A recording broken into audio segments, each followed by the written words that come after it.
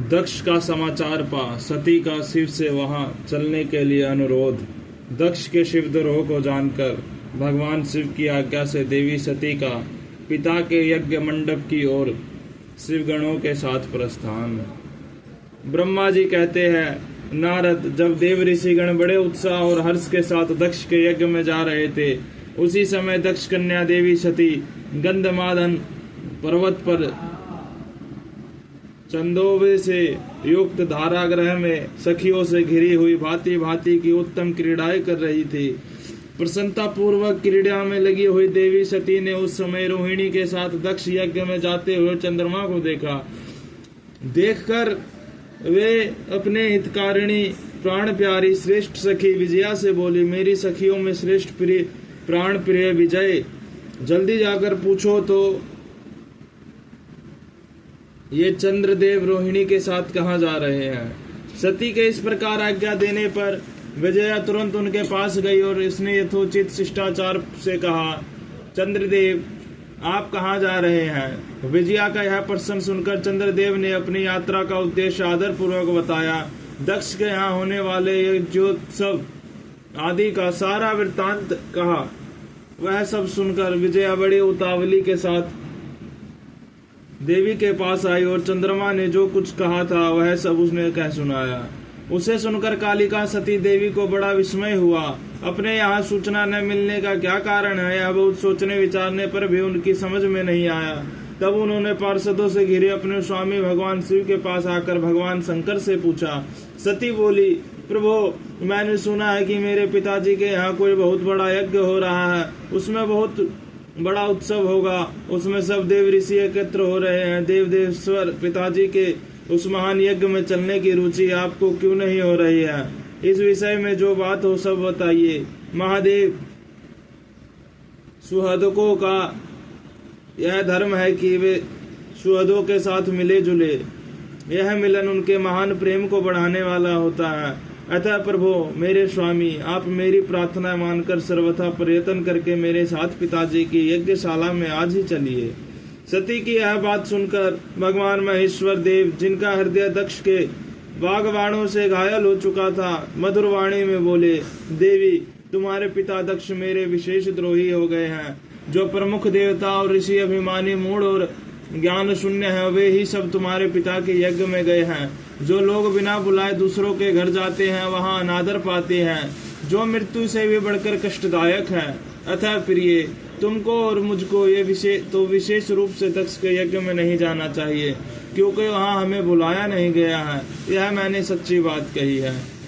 महात्मा महेश्वर के ऐसा कहने पर सती रोष पूर्वक बोली, शंभो, आप सबके ईश्वर है, जिनके जाने से यज्ञ सफल होता है, उन्हीं आपको मेरे दुष्ट पिता ने इस समय आमंत्रित नहीं किया है। प्रभु, उस दुरात्मा का अभिप्राय क्या है, वह सब मैं जानना चाहती हूँ। साथ ही वहां आए हुए संपूर्ण दुरात्मा देव ऋषियों के मनोभाव का भी मैं पता लगाना चाहती हूँ। अतः प्रभु, मैं आज ही पिता के यज्ञ में जाती हूँ। नाथ महेश्वर, आप मुझे वहां जाने की आज्ञा दे। देवी सती के ऐसा कहने पर सर्वज्ञ सर्वद्रष्टा सृष्टिकर्ता एवं कल्याण स्वरूप साक्षात भगवान रुद्र उनसे इस प्रकार बोले। शिव ने कहा, उत्तम व्रत का पालन करने वाली देवी, यदि इस प्रकार तुम्हारी रुचि वहां अवश्य जाने के लिए हो गई है, तो मेरी आज्ञा से तुम शीघ्र अपने पिता के यज्ञ में जाओ। यह नंदी वृषभ सुसज्जित है।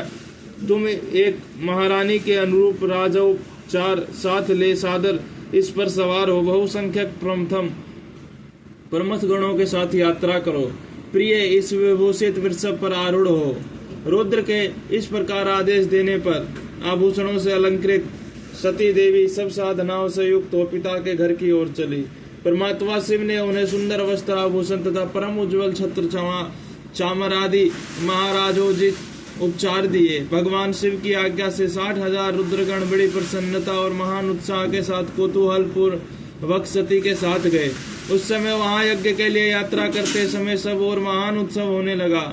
महादेव जी के गणों ने शिव प्रिया सती के लिए बड़ा भारी उत्सव रचाया।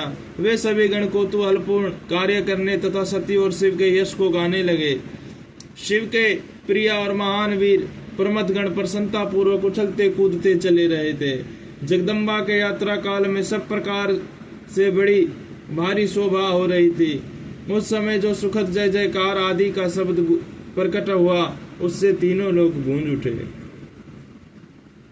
यज्ञशाला में शिव का भाग न देखकर सती के रोषपूर्ण वचन, दक्ष द्वारा शिव की निंदा सुन दक्ष तथा देवताओं को धिक्कार फटकार सती द्वारा अपने प्राण त्याग का निश्चय करना। ब्रह्मा जी कहते हैं, नारद, दक्ष कन्या सती उस स्थान पर गई जहाँ वह महान प्रकाश से युक्त यज्ञ हो रहा था। वहाँ देवता, असुर और मुनिंद्र आदि के द्वारा कौतूहल पूर्ण कार्य हो रहा था। सती ने वहाँ अपने पिता के भावना को नाना प्रकार की आश्चर्यजनक वस्तुओं से संपन्न, उत्तम प्रभा से परिपूर्ण, मनोहर तथा देवताओं और ऋषियों के समुदाय से भरा हुआ देखा। देवी सती भवन के द्वार पर जाकर खड़ी हुई और अपने वाहन नंदी से उतरकर अकेली ही शीघ्रता पूर्वक यज्ञशाला के भीतर चली गई। सती को आई देख उनकी यशस्विनी माता असीवनी वरिणी ने और बहनों ने उनका यथोचित आदर सत्कार किया, परंतु दक्ष ने उन्हें देखकर भी कुछ आदर नहीं किया तथा उनको उन्हीं के भय से शिव की माया से मोहित हुए दूसरे लोग भी उनके प्रति आदर का भाव न दिखा सके। मुने सब लोगों के द्वारा तिरस्कार प्राप्त होने से सती देवी को बड़ा विस्मय हुआ, तो भी उन्होंने अपने माता पिता के चरणों में मस्तक झुकाया।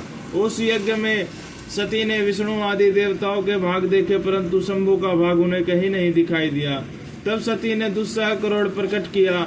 वे अपमानित होने पर भी रोष से भरकर सब लोगों की ओर क्रोध दृष्टि से देखते हुए दक्ष को जलाती हुई सी बोली।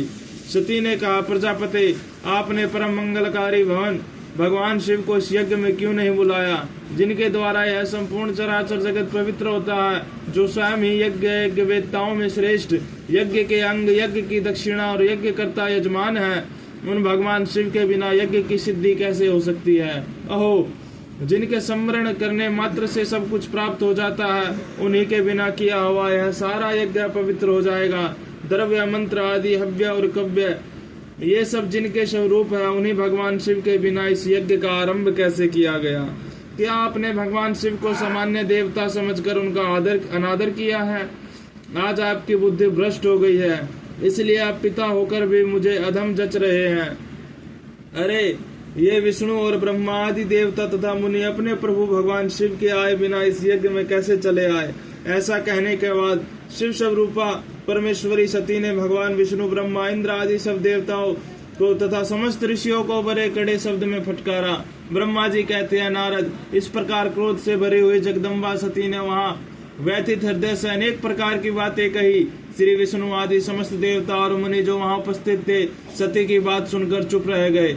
अपने पुत्री के वैसे वचन सुनकर कुपित हुए दक्ष ने सती को क्रूर दृष्टि से देखा और इस प्रकार कहा। दक्ष बोली, भद्रे, तुम्हारे बहुत कहने से क्या लाभ? इस समय यहाँ तुम्हारा कोई काम नहीं है, तुम जाओ या ठहरो, यह तुम्हारी इच्छा पर निर्भर है। तुम यहाँ आई ही क्यों?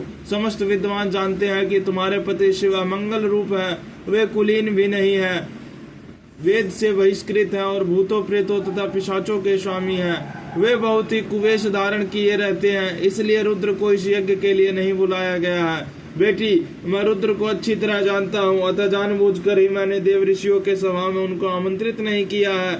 रुद्र को शास्त्र के अर्थ का ज्ञान नहीं है, वे उद्दंड और दुरात्मा है। मुझ मूढ़ पापी ने ब्रह्मा जी के कहने से उनके साथ तुम्हारा विवाह कर दिया था, अतः शुचि समेत तुम क्रोध छोड़कर स्वस्थ और शांत हो जाओ। इस यज्ञ में तुम आ ही गई हो तो स्वयं अपना भाग या दहेज ग्रहण करो। दक्ष के ऐसा कहने पर उनकी त्रिभुवन पूजिता पुत्री सती ने शिव की निंदा करने वाले अपने पिता की ओर जब दृष्टिपात किया, तब उनका रोष भी बढ़ गया। वे मन ही मन सोचने लगी कि अब मैं शंकर जी के पास कैसे जाऊंगी। यदि शंकर जी के दर्शन की इच्छा से वहां गई और उन्होंने यहाँ का समाचार पूछा तो मैं उन्हें क्या उत्तर दूंगी? तदनंतर तीनों लोगों के जननी सती रोषावेश से युक्त हो लंबी सांस खींचती हुई अपने दृष्ट हृदय पिता दक्ष से बोली। सती ने कहा, जो महादेव जी की निंदा करता है अथवा जो उनकी होते हुए निंदों को सुनता है, वे दोनों तब तक नरक में पड़े रहते हैं जब तक चंद्रमा और सूर्य विद्यमान है। अतः तात मैं अपने इस शरीर को त्याग दूंगी, जलती आग में प्रवेश कर जाऊंगी। अपने स्वामी का अनादर सुनकर जब मुझे अपने इस जीवन की रक्षा से क्या प्रयोजन? यदि कोई सामर्थ्य हो तो वह स्वयं विशेष यत्न करके शंभु की निंदा करने वाले पुरुष की जीभ को बलपूर्वक काट डाले, तभी वह शिव निंदा श्रवण के पाप से शुद्ध हो सकता है, इसमें संशय नहीं है। यदि कुछ कर सकने में असमर्थ हो तो बुद्धिमान पुरुष को चाहिए कि वह दोनों कान बंद करके वहां से निकल जाए, इससे वह शुद्ध रहता है तो उसका भागी भी नहीं होता है, ऐसा श्रेष्ठ विद्वान कहते हैं। इस प्रकार धर्म नीति बताने पर सती को अपने आने के कारण बड़ा पश्चाताप हुआ। उन्होंने व्यथित चित्त से भगवान शंकर के वचन का स्मरण किया। फिर सती अत्यंत कुपित हो दक्ष, उन विष्णु आदि समस्त देवताओं से तथा मुनियों से भी निडर होकर बोली। सती ने कहा, तात तुम भगवान शंकर के निंदक हो, इसके लिए तुम्हें पश्चाताप होगा। यहाँ महान दुख भोग कर अंत में तुम्हें यातना भोगनी पड़ेगी। इस लोक में जिनके लिए न कोई प्रिय है न अप्रिय, उन निर्वैर परमात्मा शिव के प्रतिकूल तुम्हारे सिवा दूसरा कौन चल सकता है। जो दुष्ट लोग हैं वे सदा ईर्ष्या पूर्वक यदि महापुरुषों की निंदा करे तो उनके लिए यह कोई आश्चर्य की बात नहीं है, परंतु जो महात्माओं के चरणों की रज से अपने अज्ञान अंधकार को दूर कर चुके हैं उन्हें महापुरुषों की निंदा शोभा नहीं देती। जिनका शिव यह 2 अक्षरों का नाम कभी बातचीत के प्रसंग से मनुष्य की वाणी द्वारा एक बार भी उच्चारित हो जाए तो वह संपूर्ण पाप राशि को शीघ्र ही नष्ट कर देता है। उन्हीं पवित्र कीर्ति वाले निर्मल शिव से तुम द्वेष करते हो, आश्चर्य है। वास्तव में तुम अशिव अमंगल रूप हो। महापुरुष के मन रूपी मधुकर ब्रह्मानंदमय रस का पान करने की इच्छा से जिनके सर्वार्थ दायक चरण कमलों का निरंतर सेवन किया करते हैं, उन्हीं से तुम मूर्खतावश द्रोह करते हो। जिन्हें तुम नाम से शिव और काम से अशिव बताते हो, उन्हें क्या तुम्हारे सिवा कोई दूसरा विद्वान नहीं जानता। ब्रह्मा आदि देवता, सनक आदि मुनि तथा अन्य ज्ञानी क्या उनके स्वरूप को नहीं समझते। उदार बुद्धि भगवान शिव जटा फैलाए कपाल धारण किए शमशानों में भूतों के साथ प्रसन्नता पूर्वक रहते तथा बस में और नरमुंडों की माला धारण करते हैं। इस बात को जानकर भी जो मुनि और देवता उनके चरणों से गिरे हुए निर्माल्य को बड़े आदर के साथ अपने मस्तक पर चढ़ाते हैं, इसका क्या कारण है? यही कि वे भगवान शिव ही साक्षात परमेश्वर है। प्रवृत्ति यज्ञ आदि और निर्वृत्ति शाम दम आदि 2 प्रकार के कर्म बताए गए हैं। मनीषी पुरुषों को उनका विचार करना चाहिए। वेद में विवेचन पूर्वक उनके रागी और विरागी 2 प्रकार के अलग अलग अधिकार बताए गए हैं। परस्पर विरोधी होने के कारण उक्त दोनों प्रकार के कर्मों का एक साथ एकीकृता के द्वारा आचरण नहीं किया जा सकता। भगवान शंकर तो परब्रह्म परमात्मा है, उनमें इन दोनों ही प्रकार के कर्मों का प्रवेश नहीं है। उन्हें कोई कर्म प्राप्त नहीं होता, उन्हें किसी भी प्रकार के कर्म करने की आवश्यकता नहीं है। पिताजी, हमारा ऐश्वर्य अव्यक्त है, उसका कोई लक्षण व्यक्त नहीं है। सदा आत्मज्ञानी महापुरुष ही उसका सेवन करते हैं। तुम्हारे पास वह ऐश्वर्य नहीं है। यज्ञशालाओं में रहकर वहाँ के अनंत अन्न से तृप्त होने वाले कर्मठ लोगों को जो भोग प्राप्त होता है उससे वह ऐश्वर्य बहुत दूर है। जो महापुरुषों की निंदा करने वाला और दुष्ट है उसके जन्म को धिक्कार है। विद्वान पुरुष को चाहिए कि उसके संबंधों को विशेष रूप से प्रयत्न करके त्याग दे। जिस समय भगवान शिव तुम्हारे साथ मेरा संबंध दिखलाते हुए मुझे दक्षायणी कहकर पुकारेंगे, उस समय मेरा मन सहसा अत्यंत दुखी हो जाएगा। इसलिए तुम्हारे अंग से उत्पन्न हुए सदा सब के तुल्य घृणित इस शरीर को इस समय मैं निश्चय ही त्याग दूंगी और ऐसा करके सुखी हो जाऊंगी। हे देवताओं और मुनियों, तुम सब लोग मेरी बात सुनो। तुम्हारे हृदय में दुष्टता आ गई है। तुम लोगों का यह कर्म सर्वथा अनुचित है। तुम सब लोग मूढ़ हो, क्योंकि शिव की निंदा और कलह तुम्हें प्रिय है। अतः भगवान हर से तुम्हें इस कुकर्म का निश्चय ही पूरा दंड मिलेगा। ब्रह्मा जी कहते हैं, नारद, उस समय यज्ञ में दक्ष तथा देवताओं को ऐसा कहकर सती देवी चुप हो गई और मन ही मन अपने प्राण वल्लभ शंभु का स्मरण करने लगी।